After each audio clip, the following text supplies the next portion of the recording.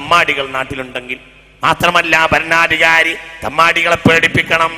ഒരു മരീളൽ മുസ്ലിമീന, മുസ്ലിമീങ്ങളിൽ രോഗികളുണ്ടെങ്കിൽ അവരെ ഭരണാധികാരികൾ സന്ദർശിക്കണം.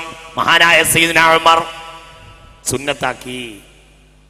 വഹ്ലുർ ജനായിസവും, നാട്ടിൽ മുഅ്മിനീങ്ങൾ മുസ്ലിമീങ്ങൾ മരിച്ചാൽ വീട്ടിലിരിക്കരുത്, ഭരണാധികാരി ജനാസ സന്ദർശിക്കണം. വഫ്തഹ് ബാബക, നീ നിന്റെ വാതിൽ എപ്പോഴും തുറന്നു വെക്കണം. വബാശിർ ഉമൂറഹും ബിനഫ്സിക്, എപ്പോഴും അവരുടെ കാര്യത്തിൽ നീ എപ്പോഴും അവരെ കാര്യത്തിൽ ഇടപഴകണം. ഫഇന്നമാ അൻത റജുലുൻ മിൻഹും, അവരുടെ കാര്യത്തിൽ ഇടപഴകേണ്ടത് അവരിൽപ്പെട്ട ഒരാളെ പോലെ ഇടപഴകണം. വൈറ അന്നല്ലാഹ ജഅലക അസ്ഖലഹും ഹിംലാ, അവരെക്കാൾ ഏറ്റവും ഭാരം നിന്റെ തടിയിലാകുന്നു. അപ്പൊ അതുകൊണ്ട് നീ ജനങ്ങളോട് ഇടപഴകുമ്പോൾ, ജനങ്ങളോട് ഇടപഴകുന്ന നേരത്ത് പൂർണ്ണമായും അവരെ നിന്റെ കൂട്ടത്തിൽപ്പെട്ട ഒരാളായി ഇടപഴകണം. പിന്നെ ഒന്നുകൂടി മോശം നീയാണ്. എന്തുകൊണ്ട്?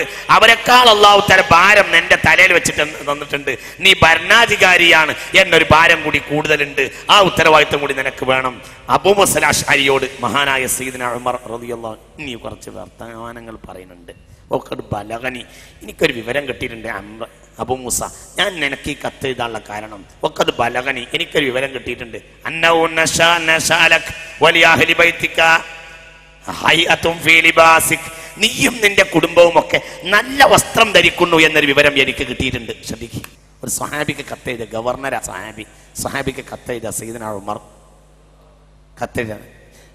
അബൂ മൂസ അശ്അരി, ആരാ അബൂ മൂസ അശ്അരി? ഭയങ്കര മഹാനാ, അദ്ദേഹം ഗവർണരാ. ഉമർ ഇബ്നുൽ ഖത്താബിന്റെ കാലത്ത് കത്തെഴുതാണ്. അബൂ മൂസ, എനിക്കൊരു വിവരം കിട്ടിയിട്ടുണ്ട്.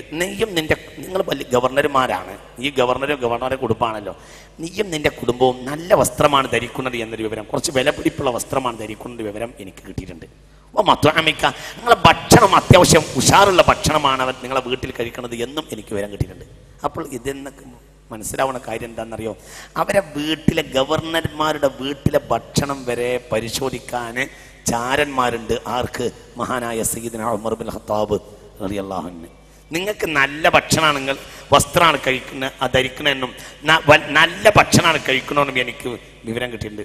ഓ മറുക്കബുക ലൈസലിൽ മുസ്ലിമീന മിസ്ലുഹ, നിന്റെ വാഹനമാകട്ടെ ലൈസലിൽ മുസ്ലിമീന മിസ്ലുഹ, അതുപോലത്തെ വാഹനം മുസ്ലിമീങ്ങൾക്ക് ആ നാട്ടിലില്ല എന്നും എനിക്ക് വിവരം കിട്ടിയിട്ടുണ്ട്. അതുകൊണ്ട് ഇന്നെ അങ്ങോട്ട് വരുത്തരുത് അബൂ മൂസ.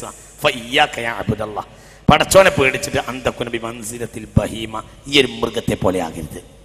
ആരോടാ പറയാ? ആരോടാ പറയുന്നത്? അബൂ മൂസ അശ്അരിയോട്. ഏറ്റവും വലിയ ഖുർആൻ പണ്ഡിതനാണ് അബൂ മൂസ അശ്അരി.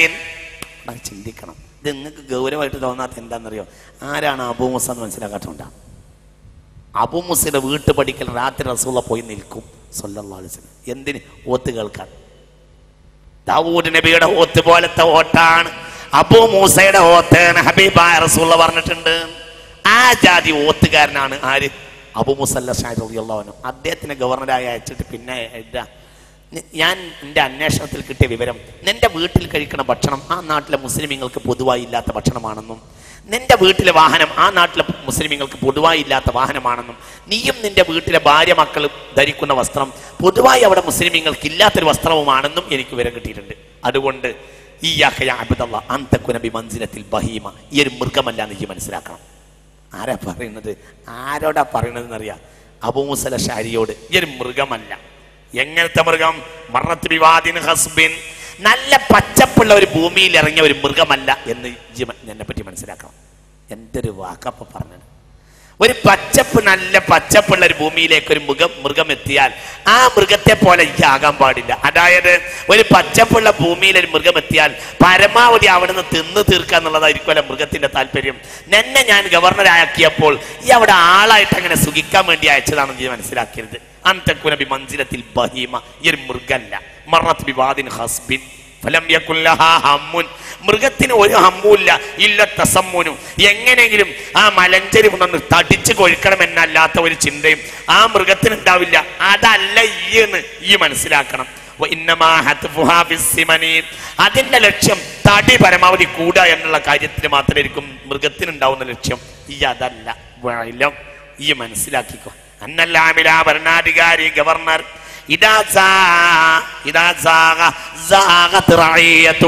അയാൾ നാശമായാൽ ഭരണീയർ നാശമാവും, ഭരണാധികാരി നാശമായ ഭരണീയർ നാശമാവും. നമ്മളെ കാക്കട്ടെ. ഭരണീയർ നാശമാകാൻ കാരണം ഭരണാധികാരി നാശമായതാണ്.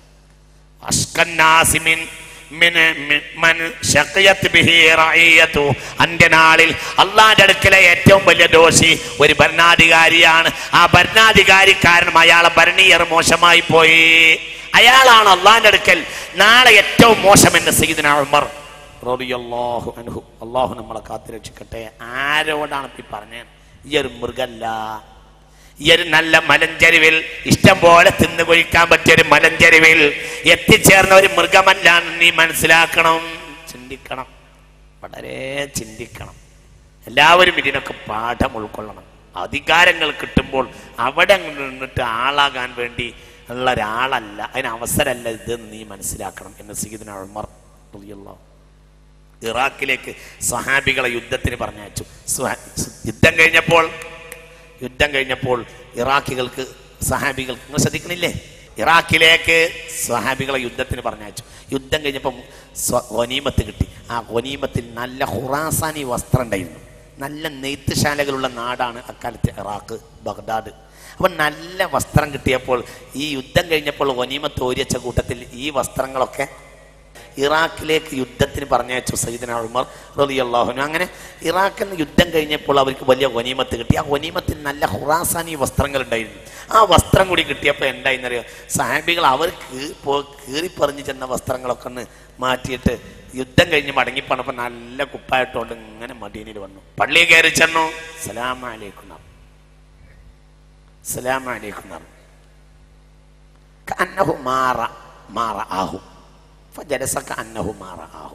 അവരെ കണ്ടിട്ടേ ഇല്ല എന്നുള്ള കുളത്തിൽ അങ്ങനെ ഇരുന്നു. മുണ്ടി തന്നെയല്ല. നല്ല രസമുള്ള സംഭവം. നിങ്ങൾക്ക് മനസ്സിലാണ്ട് പറഞ്ഞത്. യുദ്ധം കഴിഞ്ഞു, സഹാബികൾ വന്നു. ഗനീമത്തിൽ കിട്ടിയ നല്ല പുതിയ കുപ്പായ കിട്ടുകൊണ്ട് എല്ലാവരും അങ്ങനെ വന്നു. എല്ലാവരും പുതിയ കുപ്പായക്കാരൊക്കെ വന്ന് കയറിയപ്പോൾ സലാം അലൈക്കും സലാം അലൈക്കും സലാം അടക്കില്ല. അവിടെ അങ്ങനെ ഇരുന്നു.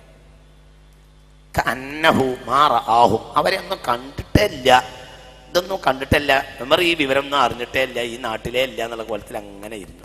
അപ്പോൾ യോദ്ധാക്കൾക്ക് വലിയ വിഷമായി. യോദ്ധാക്കൾ നേരെ വീട്ടിൽ പോയി മകനെ കണ്ടു.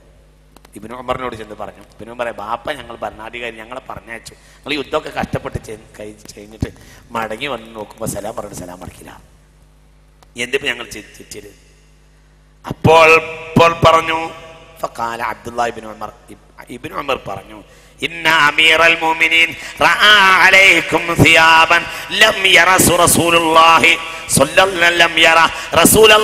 സ്വല്ലല്ലാഹു അലൈഹി വസല്ലം യൽബസുഹു. പുണ്യനബി ധരിക്കാത്ത വസ്ത്രം ധരിച്ചുകൊണ്ടാണ് നിങ്ങൾ അവിടെ നിന്ന് വന്നത് എന്ന് നിങ്ങളെ അദ്ദേഹം കണ്ടു. അതാണ് സലാം പറയാതിരിക്കാൻ കാരണം എന്ന് പറഞ്ഞു. ഖുറാസാനി വസ്ത്രം അക്കാലത്തെ ഏറ്റവും വില പിടിപ്പുള്ള വസ്ത്രമായിരുന്നു. ആ വസ്ത്രം ധരിച്ചുകൊണ്ട് നിങ്ങൾ എല്ലാവരും കൂടെ ഒന്നിച്ച് കയറി വന്ന ബഹുമാനപ്പെട്ടവർക്ക് ഇഷ്ടപ്പെട്ടിട്ടുണ്ടാവില്ല. സിയാബൻ, നമ്മൾ റസൂലുള്ളാഹിന്റെ അനുയായികളല്ലേ, നമ്മൾ യുദ്ധത്തിന് പോയിട്ട് പൗരനടിച്ച് പത്രാസും കൊണ്ട് മടങ്ങിപ്പോരല്ലോ വേണ്ടത് എന്ന് വിചാരിച്ചിട്ടുണ്ടാവും. ലം യറ റസൂലുള്ളാഹി സ്വല്ലല്ലാഹു അലൈഹി വസല്ലം യൽബസുഹു, റസൂലുള്ളാഹി ധരിക്കുന്നത് കണ്ടവർ ധരിക്കുന്നതായി അവിടുന്ന് കാണാത്തൊരു വസ്ത്രം. വലൽ ഖലീഫത മിൻ ബഅദിഹി അബൂബക്കർ, അബൂബക്കർ ധരിക്കാത്ത വസ്ത്രവുമാണ് നിങ്ങൾ ധരിച്ചു കയറി വന്നത്. അതോടുകൂടെ പടയാളികൾ വീട്ടിൽ പോയി. ഫഅതൈനാ മനാസിലനാ, വേഗം പടയാളികൾ അവരെ വീട്ടിൽ പോയി. ഫനസഅനാ മാ കാന അലൈനാ, ആ വസ്ത്രമൊക്കെ മാറ്റി. വഅതൈനാ ഫിൽ ബസ്സത്തില്ലത്തി കാന യഅഹദുനാ ഫിയാ, ഞങ്ങൾ ഇവിടുന്ന് പുറപ്പെട്ടപ്പോൾ ഉണ്ടായിരുന്ന ആ വസ്ത്രത്തിൽ ഞങ്ങൾ ബഹുമാനപ്പെട്ടവരെ പോയി കണ്ടപ്പോൾ ഞങ്ങളോട് സലാം പറയുകയും ഞങ്ങളെ പിടിച്ച് കൂട്ടിപ്പിടിച്ച് ചുംബിക്കുകയും ചെയ്യാൻ തുടങ്ങി. ഞങ്ങളെ കെട്ടിപ്പിടിച്ച് ഞങ്ങളോട് വല്ലാതെ ചുംബിച്ചുകൊണ്ട് വളരെ പെരുമാറി. അപ്പൊ കണ്ടപ്പോൾ അന്നഹുല്ലം യറനാ ഖബ്ല ദാലിക്, ഇതിനു മുമ്പ് ഞങ്ങളെ കാണാത്തതുപോലെ ഞങ്ങളോട് പെരുമാറി.